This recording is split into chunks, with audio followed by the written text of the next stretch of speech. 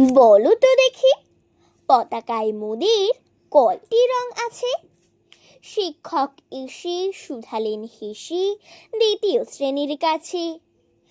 একসাথে মিলে সব ছেলে বলে, চিৎকার করে জুড়ে, তিনটি বর্ণ রয়েছে রাঙানো জাতীয় পতাকা জুড়ে। শ্রেণীর পেছনে বেঞ্চের কোণে শিশু ছিল এক বসে। পতাকার মাঝে 5 রং আছে, বলল সে মৃদু ভাষে।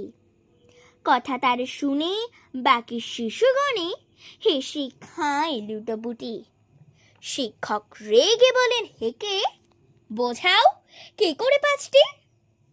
মাথা নিচু করে ভয়ার্থ স্বরে সরল শিশুটি বলে, উপরে গেরুয়া, মাঝখানে সাদা, সবুজ আছে তার তলে, আর আছে আঁকা গোলাকার চাকা, নীলি রং আছে এতে। শিক্ষক বলে, এটিকে ধরলে তবু হচ্ছে 4টে। অবোধ শিশুটি বলল তখন, রং আছে আর এক, লাল লাল ছোপ দাগ দেখা যায় ওই পতাকার মাঝে। বাবা কিছুক্ষণ আনলে ওরা কফিনের ঢাকা খুলে, জড়ানো রয়েছে দেহখানা তার পতাকা আর ফুলে। রক্তের দাগে ছিল লাল ছোপ ওই পতাকার মাঝে।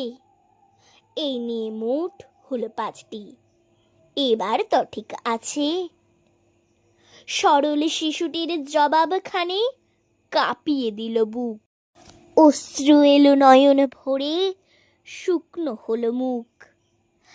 আজও যারা দেশের জন্য করছে বলিদান, স্বাধীনতার শহীদ সম তাদের অমর প্রাণ, হয়েছে স্বাধীন পেরিয়ে গেছে 70টি বছর।